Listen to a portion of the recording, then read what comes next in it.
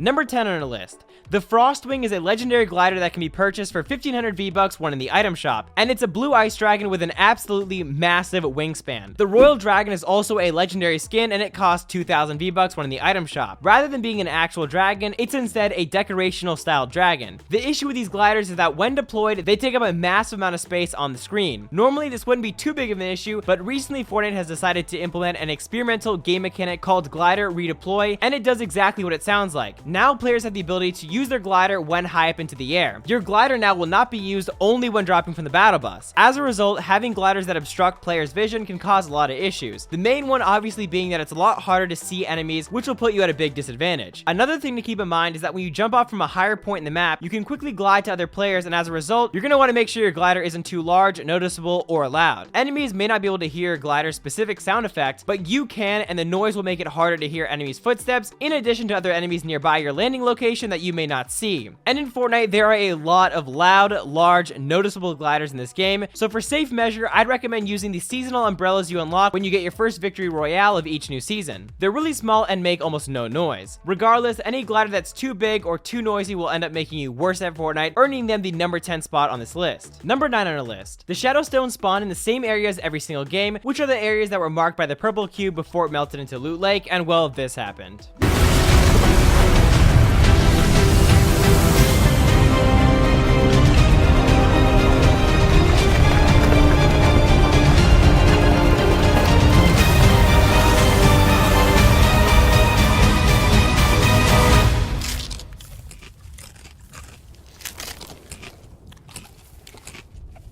This new item grants players a couple of useful abilities like increased movement speed, mild teleportation, and invisibility. The Shadow Stone comes at a cost of making you vulnerable to enemies because it prohibits the use of any weapons. While the Shadow Stones do have some practical uses, like outrunning the storm thanks to the increased movement speed, they also have their drawbacks. And some also may argue that they can be used to make a quick escape when disengaging an enemy, but the problem is it's just too easy for other players to get shots on someone that's in the shadow mode. Your position can also be given away by the natural sound effect that the shadow mode emits to enemies, taking away any stealth advantage players could have had otherwise.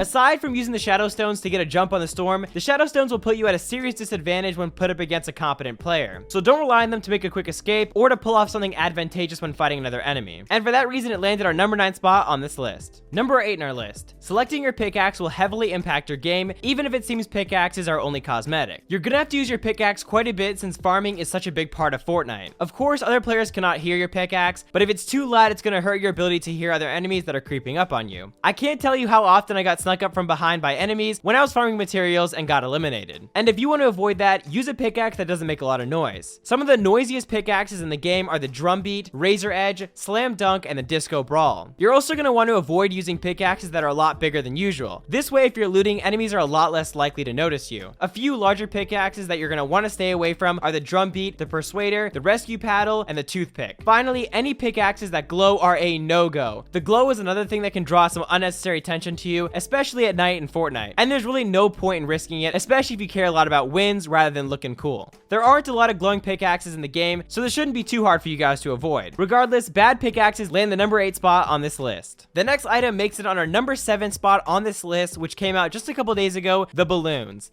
The balloons are another utility item that cannot be used to hurt other enemies. Here's how they work. When a player picks them up, they come in a stack of 20. When a player deploys a balloon, they're able to jump higher, and it gives you a low gravity effect. If a player uses 5 or more balloons at a single time, they'll begin to float up to the sky. So here's the thing. These balloons do bring a lot of fun to Fortnite. I'm sure YouTubers are going to make really creative videos using them in custom game modes within the playground mode in Fortnite. Oh, nice slowness. Oh my god, he's already hit him. I thought you weren't going for me. What? I'm going up. I'm going up. I see. Oh my god, please. Yes. Oh no. I'm under attack. Come on. I'm up.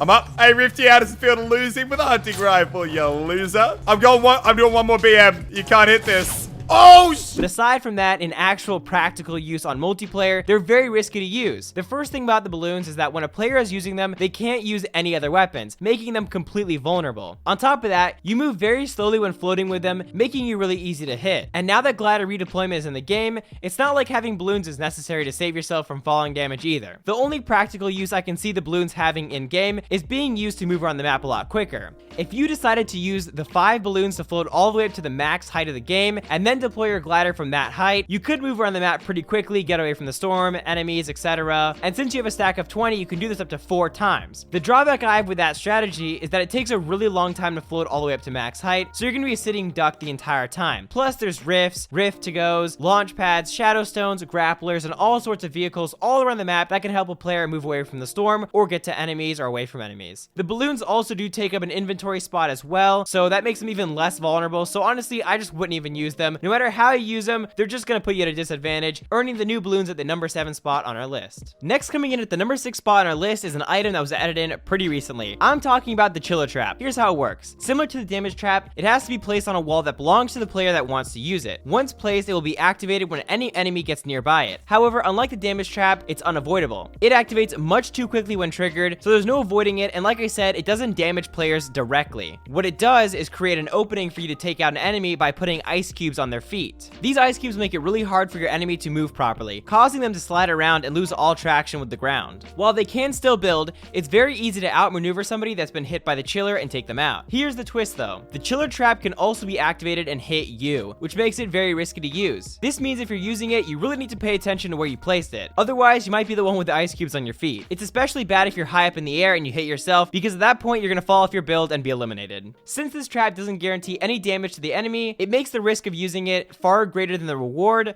earning it the number 6 spot on our list. I kind of want to try. Can I put it, like, what happens if I put it here? Oh, oh my god, no! No! No! I misplaced. He's stuck, dude. He can't move. He can't move. Look at him. What? I got. What is happening? Help! Real quick, I have a challenge for you guys. If you can leave a like and subscribe in the next 5 seconds, you'll receive amazing luck for the next 2 years. Hope you did it in time, and let's get back into the video. Number 5 on our list is a throwable item that really stinks, if you know what I mean. All puns aside, we're talking about the stink bombs. The stink bombs are essentially a gas grenade. You throw them down on an enemy, and a cloud of green gas will erupt and fills the air. They don't do a ton of damage at one time like grenades do. They do a fixed number of damage per second on a player. They can also be stacked, and since they do 5 damage per tick, if you throw 2 grenades, they'll do 10 damage per tick, and so on and so forth depending on how many you throw.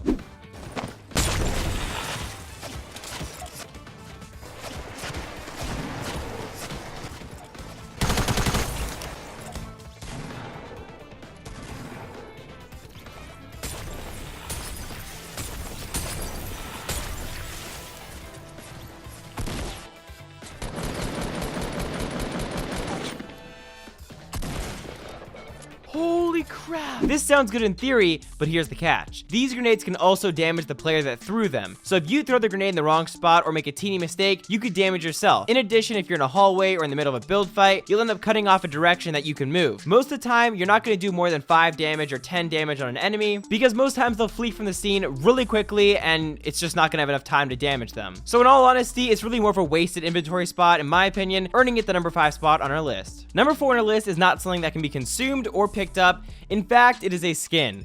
The Jack Gordon skin is one of the newest skins in Fortnite, and it first appeared in the item shop on October 19th, just a couple weeks ago. It looks very similar to the Beef Boss and the Tomato Head skin, if you ask me. The issue with this skin is it has a few drawbacks that most skins in Fortnite do not have. Take a look at this diagram. As you can see, the heads look a lot larger than the heads of many other Fortnite skins. In fact, it fills the hitboxes almost perfectly, resulting in it being much easier for players to hit you. Not only that, but it's also bright and colorful, which will make it very noticeable to enemies. True, the hitboxes don't actually change between different character models. However, having a bright head on your character will make it a lot easier to target regardless. Another skin that has a similar issue is the Ragnarok skin. This is a huge one because it was a seasonal skin that all players could unlock if they played previous to Season 6. The head of this maxed out version skin is ridiculously big. Not only does it have a bigger head like the Jack Gordon skin, but the body parts also are way bigger than a regular skin, meaning that they fill out the hitboxes a lot fuller.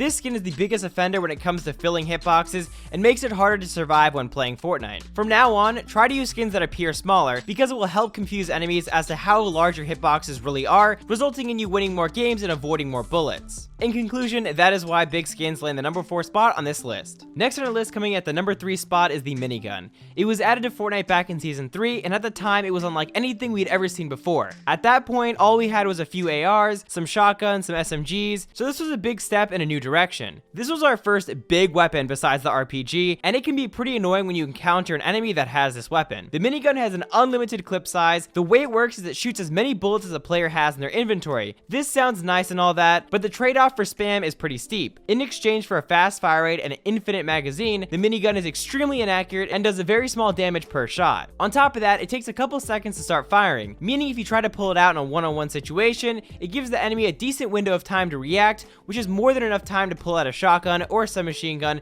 and absolutely melt you. Between the inaccurate bloom and the amount of time it takes to begin firing, and the amount that it slows down a player when having it out, this gun is borderline useless in anything outside of squads. Even then, it just serves as a distraction or a minor annoyance to the enemy's team at best. It's a waste of an inventory spot if you ask me, and while the allure of having a weapon with unlimited ammo sounds good in theory, it's actually going to hurt your game more than it helps you, landing at number 3 on our list. This next item landed the number 2 spot on our list, and it has been in the game for a long time, as long as I can remember, and it's borderline useless. The bush is an item that can be pretty much found anywhere, and it's exactly as it sounds. If you use the bush, you become a bush. I think Epic's original idea with this item was to add an element of stealth to Fortnite's gameplay, but it just didn't work here. If a player is moving, they are a big bush with legs, and it just looks ridiculous and super easy to spot, even from a distance. On top of that, if a player decides to use the bush and hold still, the gun sticks out from it, and you can still see their feet and the tip of their head, so it's very easy to spot a bush camper, and it's pretty much pointless. I can't see any other reasons why Epic Games would keep it in the game for so long, other than to provide players with more variety, because nobody who knows how to play Fortnite will ever use the bush, and on top of everything else, when you are in the bush mode, it becomes impossible to spot enemies because the bush takes up so much of your screen. Its only real value to an extent is players can become more camouflaged, and even at that, it's pretty mediocre. Yet somehow it's remained in the game for the past year, earning it the number 2 spot on this list. Before we get into the absolute worst item in Fortnite that you should never ever use, I'm gonna list a couple honorable mentions. These are items or aspects of the game that without a doubt affect a player's performance, but didn't quite meet the criteria of this list and fell short of my top 10. So for my first honorable mention, I have to talk about the edit mode aim assist function. I couldn't put this on the list because it's not an item and it only applies to console Fortnite. Regardless, the edit aim assist mode is something that messed up my Fortnite game for months. This is an option that can be found in the controller settings tab and by default is turned on. What it does is help guide a player to certain blocks when in an edit mode, and it can hurt more than it helps. It makes editing very clunky and sluggish, and it almost made me feel like I was fighting against aim assist to select blocks I wanted, which got me eliminated a lot. It makes it impossible to edit quickly, and it will hurt you more than it will help you, so make sure you turn this off. Our next honorable mention is the double barrel shotgun. Though it is very powerful,